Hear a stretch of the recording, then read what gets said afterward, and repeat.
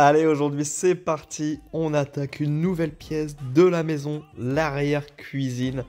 On repart sur un nouveau projet, avec encore une fois des défis pour moi, pour des grandes premières que je n'ai encore jamais fait. Donc j'espère que vous serez au rendez-vous, que vous ne louperez aucun épisode sur cette nouvelle pièce du rez-de-chaussée qui sera la dernière à faire sur la rénovation du bas. Et surtout, soyez indulgents avec moi, comme je vous le dis, c'est encore des premières pour moi, en même temps de les faire, j'essaie de vous les apprendre. C'est pas évident, mais je pense qu'on peut y arriver. Donc si jamais toi tu es du métier, par exemple je vais faire pas mal d'agencements, et que tu vois des petites erreurs, des petites choses qui ne vont pas, n'hésite surtout pas à me le dire. Tant que c'est dit de façon construite, gentille et sans remarques déplacées, moi je prends toutes vos réflexions, ce n'est pas du tout un problème pour moi. Donc n'oubliez pas, ça sera chaque dimanche, rénovation de l'arrière-cuisine. Et surtout, n'oublie pas, si ce n'est pas encore fait, que tu veux suivre toutes les étapes de la rénovation de cette maison, tu peux t'abonner à la chaîne, ça fait toujours plaisir. Pour nous, ça nous aide vraiment à se dire, allez, tous les dimanches, je vous sors une vidéo. C'est du boulot pour nous, c'est beaucoup de travail sur le montage, la semaine, le soir, et également, du coup, prendre le temps de se filmer pour faire les travaux. Donc encore merci aux 25 000 abonnés sur cette chaîne. Tout ça, on le fait pour vous. Donc n'hésitez pas à nous envoyer du feu comme chaque dimanche. Allez, c'est parti!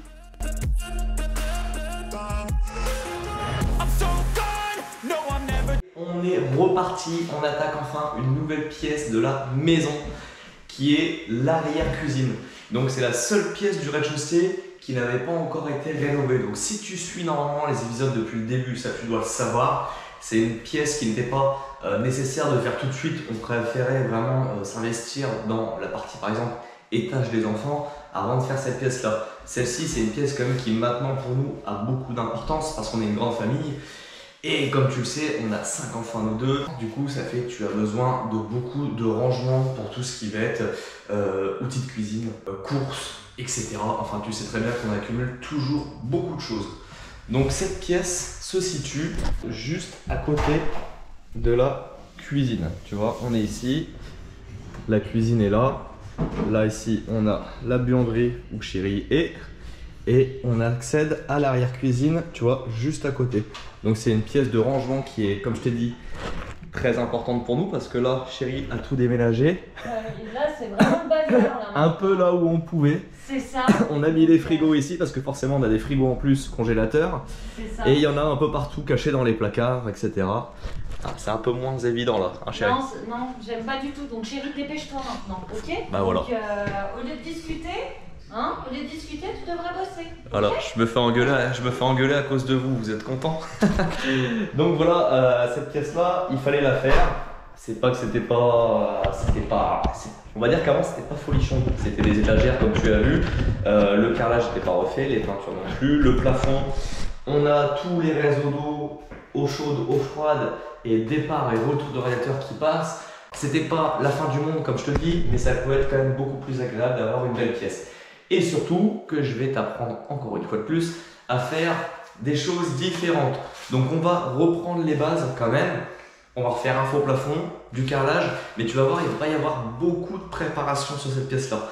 Parce que j'ai envie de faire un peu mon feignant, mais tu vas comprendre pourquoi. Je t'explique un petit peu ce qu'on va faire dans cette pièce, comment on va les ménager et qu'est-ce que je vais faire encore de nouveau que je ne t'ai jamais montré. Parce que le but de ces vidéos, c'est pas faire de la répétition, c'est aussi vous apprendre à faire d'autres choses. Encore une fois, je vais vous apprendre à faire une chose que je n'ai jamais fait. Mais sincèrement, ça doit le faire. Donc, les premières étapes, comme tu l'as vu, ça a été le démontage, repartir à zéro sur la pièce. On va recréer un faux plafond en plaque de plâtre avec intégration de spot. Comme tu peux voir, il y a les câbles électriques qui passent. Forcément, j'avais quand même amené une arrivée électrique éclairage et une arrivée électrique prise pour cette pièce-là. Je l'avais prévu au moment où j'ai passé toute mon électricité. Donc tout passer un peu en sauvage comme ça. Maintenant, le but, ça va être de remettre tout ça bien proprement dans une boîte de dérivation et répartir tout ça au niveau des prises. Ensuite, après avoir fait faux plafond, bande à joint, ponçage, peinture. Ça, tu connais, je te l'ai déjà montré plein de fois. On va s'occuper du sol. On va faire le sol en carrelage et toujours la même chose. Il reste encore du carrelage, c'était fait exprès. le même carrelage que dans le reste du rez-de-chaussée. Donc, l'imitation parquet 160 par 26 et 160 par 16. Je reprendrai un peu plus mon temps au moment de faire cette pièce-là pour t'expliquer comment je fais. Parce que quand je faisais tout le reste de la maison, je t'ai expliqué, mais très rapidement parce que j'avais vraiment pas le temps de le faire. Aujourd'hui, je vais m'occuper de la création du faux plafond. Je ne vais redoubler aucun mur et rien isoler. La plupart, on a 3 cloisons qui sont des cloisons intérieures. Donc, l'isolation est déjà faite dans la cloison. Et on a un autre mur qui est juste ici. Celui-ci donne sur un mur extérieur, mais il est déjà un peu isolé. Je ne vais pas le réisoler, pourquoi? Parce que j'ai pas envie de perdre de place. Là, on va faire de l'ameublement et du coup, plus on va reprendre de la place dedans, moins on aura de rangement et moins on aura de passage entre les deux. Donc, on va le laisser tel quel. C'est une petite pièce qui a tous les tuyaux de radiateur qui passent et du coup qui chauffe par elle-même, donc c'est pas un problème. On va laisser ça comme ça. Du coup, la plus grosse étape de cette pièce-là, ça va être de faire des meubles sur mesure. J'ai donc décidé de créer tous mes caissons de meubles, comme tu pourrais avoir dans une cuisine que tu achèterais ou dans des dressings. J'ai envie de les faire moi-même. Donc là, on va faire de la création de caissons en mélaminé. Donc pour changer, ça ne sera pas en médium, mais ça sera en mélaminé. Et avec des portes en valchromate. Donc si je ne me trompe pas, c'est bien le valchromate. C'est du médium teinté dans la masse. Mais ça, on y reviendra à ce moment-là. On va y intégrer des LED à l'intérieur. On va essayer de faire un petit truc un peu foufou, mais qui devrait être plutôt sympa. Et c'est surtout quelque chose que toi, tu pourras réutiliser si un jour tu veux te faire ton dressing. Parce que là, on parle d'une arrière-cuisine. On va se faire plaisir en faisant des super meubles nous-mêmes. Mais c'est un truc que tu pourras te servir pour toi dans ta maison, dans ta buanderie, dans ton dressing, dans ta chambre, etc. On va essayer de t'expliquer ça au mieux. Donc, la première étape, comme je t'ai dit, faux plafond, c'est parti. Donc, le faux plafond, on a, comme tu as vu, plein de méthodes différentes pour la faire. Maintenant, il va falloir que j'en choisisse une. Soit je fais de l'autoportant de là à là-bas. Je me le fais en F530 et lisse sur tige filetée en haut. Soit je me le fais sur suspente en ouvrant tout le placo et en allant le regreffer directement sur les poutres en bois. Parce qu'on a déjà un faux plafond qui est créé et on a les poutres dessus. Moi, le but, je pense que je vais éviter d'aller me refixer sur le faux plafond existant. C'est quelque chose qu'on ne doit pas faire parce que si le premier est mal fixé, on rajoute le poids d'un deuxième dessus et du coup, on a un risque d'effondrement. Franchement, j'aurais pu le faire. C'est un petit plafond. Ça n'aurait pas été bien méchant. Il aurait été maintenu après par mes meubles que j'aurais remis par la suite. Mais on va essayer d'expliquer ça proprement. Donc là, j'ai sondé déjà le plafond en faisant un trou ici. Donc, je sais où est ma première poutre. Ce que je vais faire, c'est que je vais passer 1 mètre pour mesurer l'entraxe entre celle-ci et la deuxième. Et ainsi de suite, je vais essayer de retracer toutes mes poutres. Ça va être la première chose à faire. Et de cette poutre-là, à chaque fois, je vais aller faire des trous de 6 cloches. Pourquoi je vais faire ça? Pour aller fixer des pitons de rénovation directement dedans. Donc, c'est ces petites tiges-là qui ont ici, tu vois, un filetage. Et à l'intérieur, un filetage femelle pour accueillir une tige filetée. Ça va être la première étape. Ensuite, donc, je mets ça, je mets ma tige filetée, je mets mes cavaliers. Donc, ça, je ne vais pas te le réexpliquer. J'ai une vidéo que je vais te mettre juste ici, si j'y pense, qui t'explique comment on fait un faux plafond. Tout simplement. Au moins, tu auras tous les détails. On ne va pas faire de la répétition. Donc là, je me lance là-dessus. Je repère toutes mes poutres. Anthrax tous les 50. Les rails vont aller dans ce sens-là. Anthrax maximum 120 entre les pitons de rénovation pour un super bon maintien. On a une pièce qui fait ici 3,30 de long par 2,15 de large. Il ne va pas y avoir beaucoup de choses. Pas avoir énormément de cavaliers à mettre. C'est pour ça que je peux me permettre de faire une paire de trous. Ça ne va pas me faire perdre beaucoup de temps. Autre chose à savoir aussi, pour pas que tu trouves ça bizarre pendant l'installation du faux plafond, le faux plafond ne va pas aller jusqu'au bout. Mon faux plafond va s'arrêter avant mes tuyaux, pour plusieurs raisons. J'ai pas besoin d'aller jusqu'au bout parce que je compte faire de l'ameublement tout le long de ce mur-là, avec frigo et congélateur l'un à côté de l'autre. Et je préfère, si un jour, on ne sait jamais pour le coup, j'ai beaucoup de raccords ici, tu vois, j'ai beaucoup de T, des départs, retours, des radiateurs, arrivée d'eau froide, eau chaude de la salle de bain. Ici, il va y avoir une petite trappe à faire aussi pour pouvoir accéder à ces vannes-là. Je me dis que je préfère pouvoir y laisser un accès. Donc si jamais un jour il faut que j'accède, j'aurai juste à démonter mes meubles. Ah, juste, ça sera chiant. Ça sera toujours moins chiant que de devoir faire un trou pour trouver où est la fuite, etc., etc. Même si ça devrait jamais bouger, on va prendre nos précautions. Donc, c'est parti, je me lance sur le faux plafond. Go!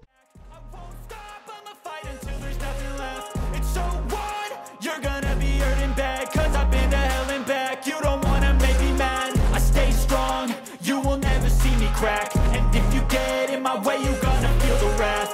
Gotta say it to my face while he's looking back. Mirror breaks after math. When I hate, I attack.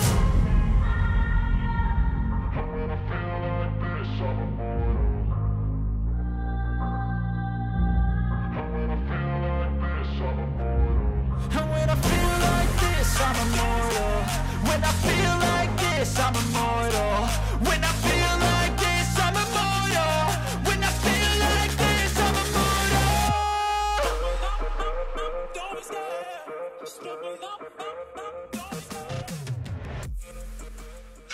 Bon, j'arrive au passage des fourrures et j'attendais ce moment-là depuis un petit moment avec beaucoup d'impatience. Tu vas comprendre pourquoi. À tous ceux qui me disent sur la vidéo du montage des faux plafonds, que ce soit dans les chambres des filles, qui m'ont dit tu mets tes éclisses à l'envers, Alex. Donc une éclisse c'est quoi? C'est ça. C'est ce qui te permet de faire la jonction entre deux rails. Donc tu vois la forme que ça a. Chaque éclisse de marque est différente. Et donc ces guignols là, j'appellerais ça guignol parce que tu as des gens qui se permettent de te dire que tu sais mieux que les autres. Je ne dis pas ça parce que je ne suis pas meilleur qu'un autre. Je réfléchis juste et rien de plus. Donc moi, je la mets dans ce sens-là. Dans le sens dans lequel elle est prévue qu'elle aille. Tu vois.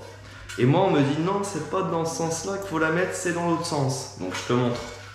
Dans ce sens-là, tu vois, elle est dans le bon sens. Elle bouge pas, il y a un petit peu de jeu, mais c'est rien de bien méchant. Et donc si j'écoute ces énergumènes-là, ils me disent qu'il faut la mettre dans ce sens-là. Alors moi je leur dis que non. Ils m'ont dit oui, mais si t'es meilleur que Placo et Signac que leurs normes, bah tant mieux pour toi. Non, regarde, si je la mets dans ce sens-là, voilà, ça se retient, tu vois. Rien de compliqué à comprendre.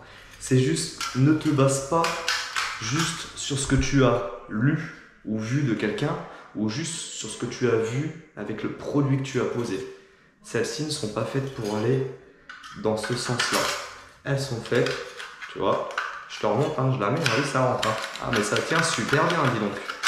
Elles sont faites pour aller dans ce sens-là. Donc toi, petit homme qui me regardait, qui insistait là-dessus, j'espère que tu auras compris que c'est dans ce sens-là que ça va. Du moins pour ces modèles-là. Je ne dis pas pour tous les modèles. Là, on est sur des éclisses de chez APFI. Je ne sais même pas quelle marque c'est. Hein. C'est mon fournisseur qui me vend ça. Donc, tu les mets bien dans ce sens-là. Et même au pire, si elles étaient en U et que ça fait dans l'autre sens, sincèrement, sur l'anthrax qu'il y a, c'est pas ça qui va changer quelque chose parce que ta plaque de plate sera là pour renforcer l'ensemble de tes rails. Voilà, c'était juste la petite parenthèse que je voulais faire parce que ça m'avait gonflé de ouf.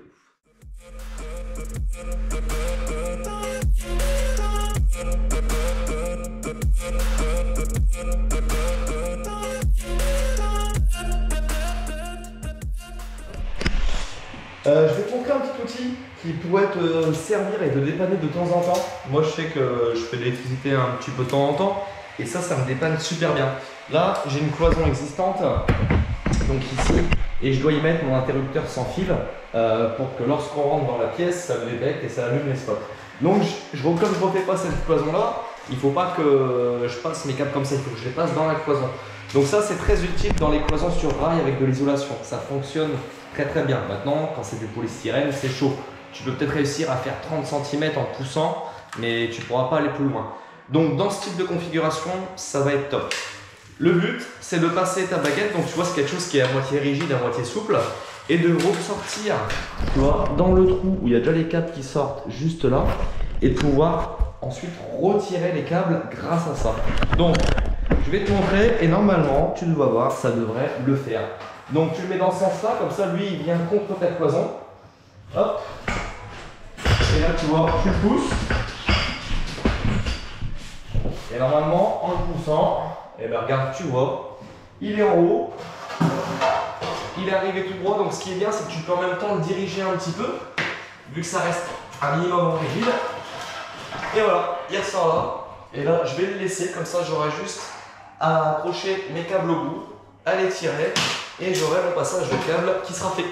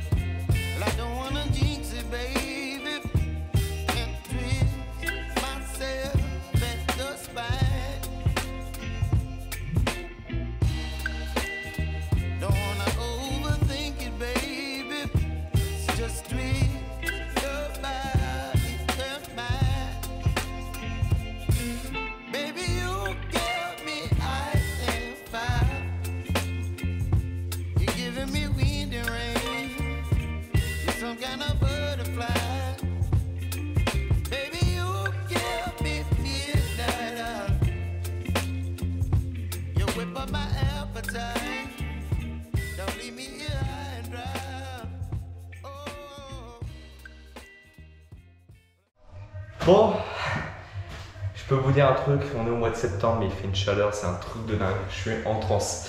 En tout cas, le faux plafond, c'est bon, les spots sont faits, j'ai mes montages pour l'alimentation des spots.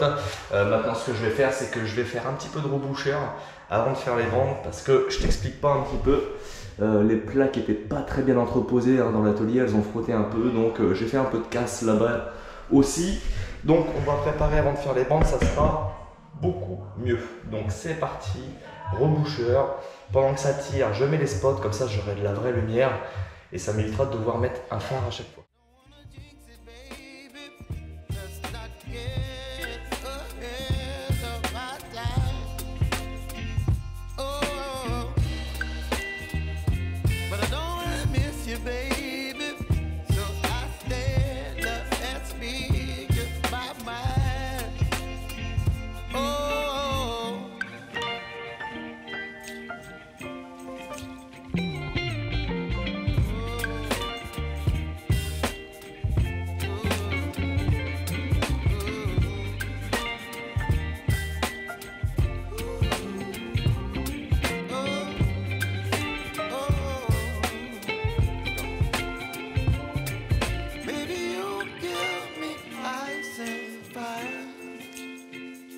You're chilling in the rain. You're some kind of butterfly. Baby, you give me midnight. You whip up my appetite. Don't leave me here high and dry. Baby, you give me ice and fire. You're channeling wind and rain. You're some kind of butterfly.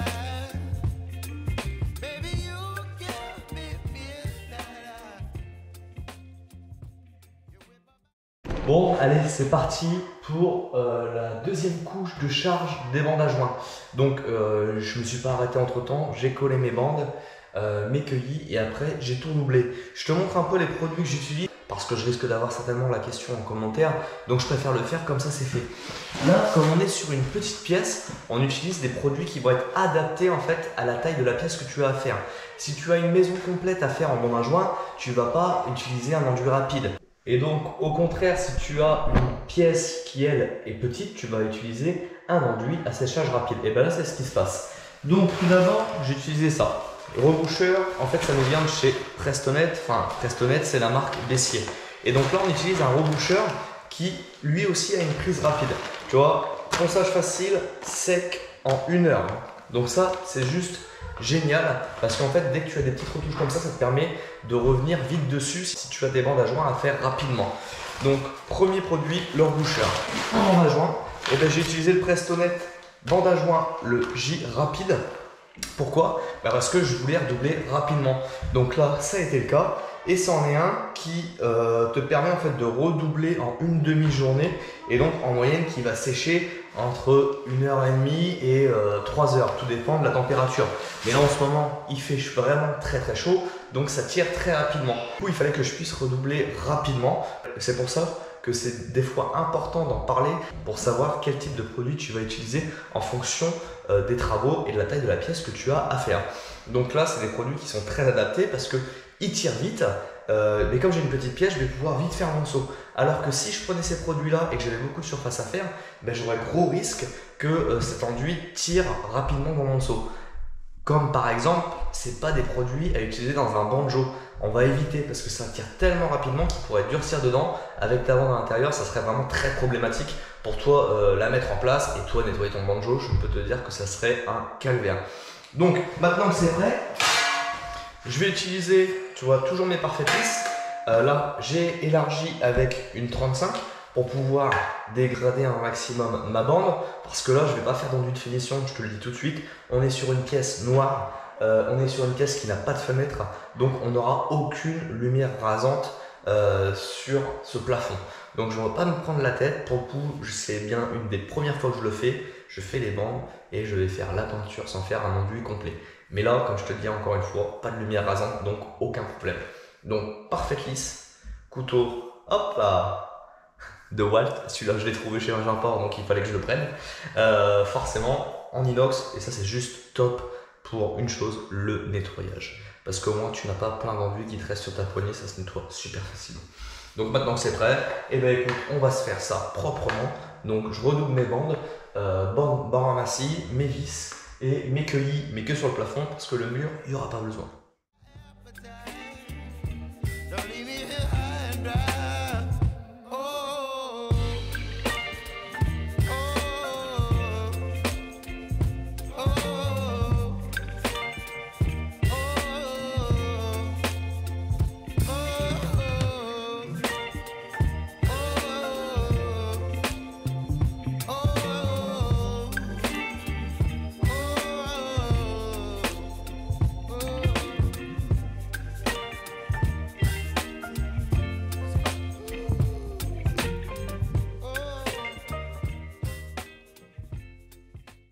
Ah oui, et avant d'avoir le retour également en commentaire en me disant « Ah bah t'achètes du reboucheur, ça sert à rien, il y a du MAP ». Alors, je le sais que je vais y avoir le droit, donc je préfère en parler aussi. Le MAP, initial de MAP, MAP, pour dire mortier adhésif placo. Donc mortier pour coller ton placo. Effectivement, tu peux t'en servir pour boucher des trous, hein. Mais il suffit que tu en mettes trop, pas au bon endroit, enfin voilà, que tu cherches trop, va poncer ton MAP. Et le MAP à la base n'est pas fait pour ça. Tu vas mettre une trop grosse charge, il va fissurer, c'est pas forcément bon. Donc ça peut dépanner, mais ça reste quelque chose de grossier. Alors que celui-ci, par exemple le reboucheur Prestonet, c'est fin et c'est facile à poncer. Donc ça, faut y penser aussi. Pour dépanner, c'est bien. Maintenant, si tu fais beaucoup, achète un sac de reboucheur et tu seras tranquille. Et au moins, tu n'auras pas de problème. Tu auras un truc qui va être nickel. Donc, avant de me dire quoi que ce soit, écoute la vidéo jusqu'au bout. Bon allez, c'est parti pour le ponçage du plafond. Les bandes sont sèches, donc c'est bon, on va pouvoir y aller. Donc comme d'hab, la Milka d'Eros, là je prends un papier à poncer de 240. Ça reste un enduit, même si c'est un enduit à joint qui n'est pas dur à poncer. Et pour le peu de surface que j'ai, 240 sera suffisant. Comme ça, j'essaie d'avoir une finition parfaite dès le début. Maintenant, le problème que de faire des chantiers clients et également des chantiers perso à la maison, c'est qu'on n'a pas toujours les outils parce qu'il y en a qui restent sur le chantier. Donc, j'ai pas mon aspirateur comme d'habitude. Alors, c'est pas grave, j'avais quand même l'aspirateur sur batterie de Walt qui marche en 54 volts. Donc, pas besoin de le brancher, ça c'est plutôt cool. Je vais m'en servir du coup pour poncer mes plafonds et éviter de prendre plein de poussière sur moi. Donc, c'est parti, je me lance sur le ponçage et après, ça sera impressionnant.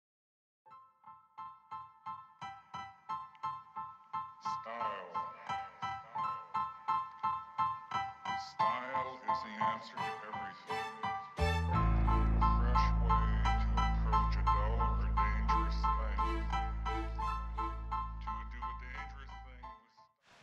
Bon, support poncé, aspiré, donc dépoussiéré.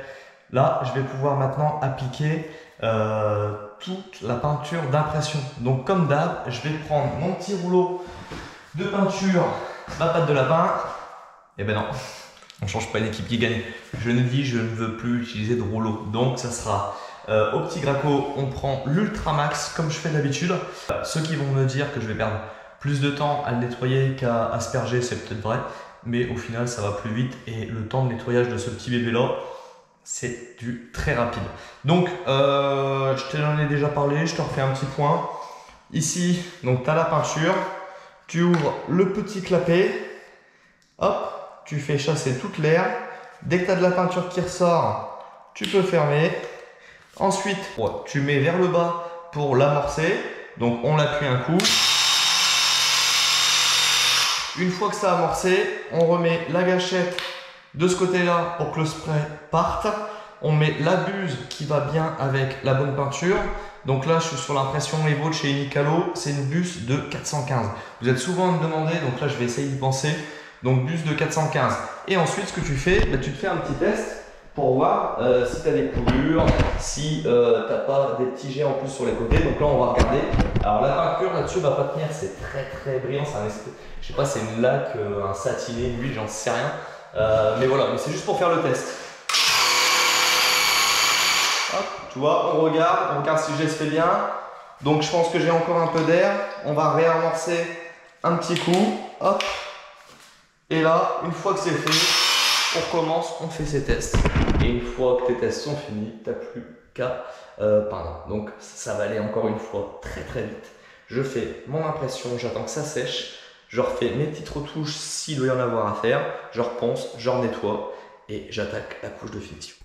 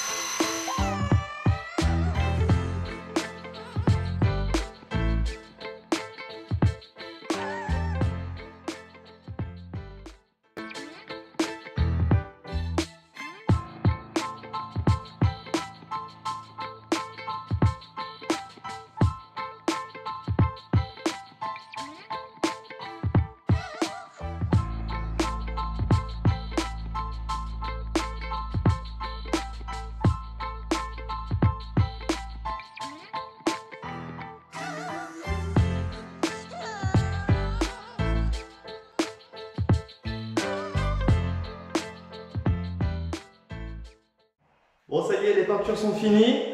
Donc, une couche d'impression, une bonne couche de mat sur un petit plafond, ça sera bien.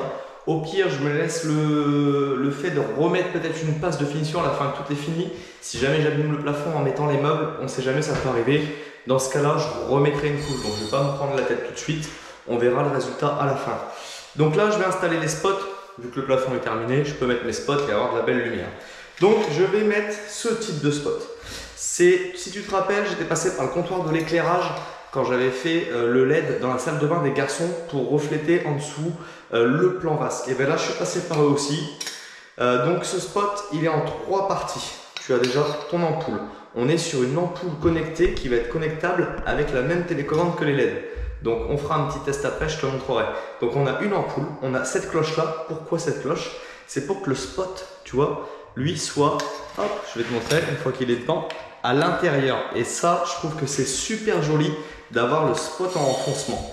Par contre, ça te demande du coup un faux plafond avec un peu d'épaisseur à l'intérieur pour pouvoir rentrer tout le spot. Donc il faut prévoir au moins, tu vois, 15 cm minimum pour que ta cloche puisse rentrer et que ça soit pas en contact avec le plafond. Et ensuite, tu vas avoir cette partie-là qui te permet de faire la connexion. Je suis désolé, j'ai pas les termes exacts du tout. Donc, tu viens te mettre comme ça, tu l'enfonces, hop. Et le jour où tu dois intervenir dessus, eh bien, tu peux garder ta cloche. Imaginons que le spot, lui, lâche. Tu changes juste le spot. Tu peux garder la cloche et garder ta connexion. Donc la connexion, c'est pareil, ça reste assez simple. Tu viens prendre ta connexion, tu vois ici, tu as des petites pattes en plastique là, tu appuies dessus comme ça et en fait tu viens ouvrir ton couvercle. Hop, tu vois, ça s'ouvre comme ça. Et là, ce qui est génial, c'est que tu n'as pas besoin de rajouter de wago parce que tu vois, tu peux faire ton pontage directement dedans. Donc là, je vais éteindre la lumière pour qu'il n'y ait plus de courant. Donc je te reprends une fois que c'est installé. Et il n'y a rien de compliqué, hein. Tu fais phase, neutre, neutre. Tu enclenches et on en parle. Les spots sont installés et moi, je suis fan du résultat. Comme je t'ai dit, tu vois, alors tu ne te rendras pas compte du tout là. Je vais essayer d'éteindre et d'ouvrir. Je sais pas si tu verras mieux. Et tu vois, ça fait des petites cloches. Bon, c'est pas top, mais je pense que tu as compris le principe. Donc là, les spots sont mis, on voit super bien. Et donc, comme je te disais, c'est appareillé là avec la même télécommande que le LED du haut. Donc ce qui est top avec tous les produits que vendent le comptoir de l'éclairage, et ben au moins tu as tous tes produits sont connectables et avec la même télécommande, et ça c'est top. Tu peux gérer du coup 4 zones différentes, donc là ils sont tous sur la même zone. Et donc je l'ai mis en zone 2, là je vais éteindre, tu vois, j'appuie, hop, je rallume. Et donc en plus je vais pouvoir gérer l'intensité de toutes mes lumières. Donc forcément, il faut que les spots soient compatibles. Ils ne le sont pas forcément tous sur le côté dimmable, si je ne me trompe pas, c'est plus ou moins puissant, et le côté jaune ou blanc. Donc là, je peux baisser l'intensité ou la remonter en fonction de l'éclairage que je veux. Personnellement, moi j'aime bien quand ça éclaire bien dans une pièce sombre comme ça. Et ensuite, le truc qui est encore mieux, c'est que tu peux, pour ceux qui sont fans du blanc ou du chaud, tu peux gérer ta couleur blanche ou ta couleur chaude. Et ça change complètement, je trouve, la nature de ta pièce et c'est plutôt cool. Là, on est en blanc, on voit clair, c'est comme en plein jour. Et si tu veux quelque chose de plus chaleureux, donc ça va être peut-être plus dans les chambres. Si tu veux changer un peu d'ambiance, eh bien, tu viens et tu mets en chaud. Et là, tu as une couleur, tu vois, tes murs changent de couleur complètement, rien que grâce à une luminosité. Donc, hop, tu vois, et moi, c'est la couleur que je préfère. Personnellement, je suis plus sur un blanc froid. Donc, on a déjà une première bonne étape de fait sur cette pièce, une première préparation. Et je pense qu'on va s'en arrêter là.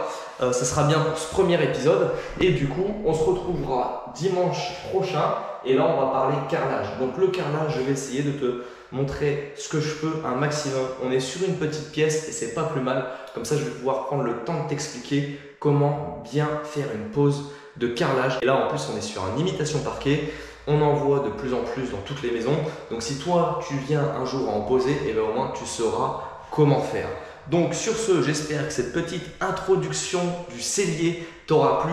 Je sais que je te montre là des petites choses qui tu vas te dire c'est pas top parce que les préparations ne sont pas non plus ouf. Mais il fallait bien une introduction à cette pièce-là.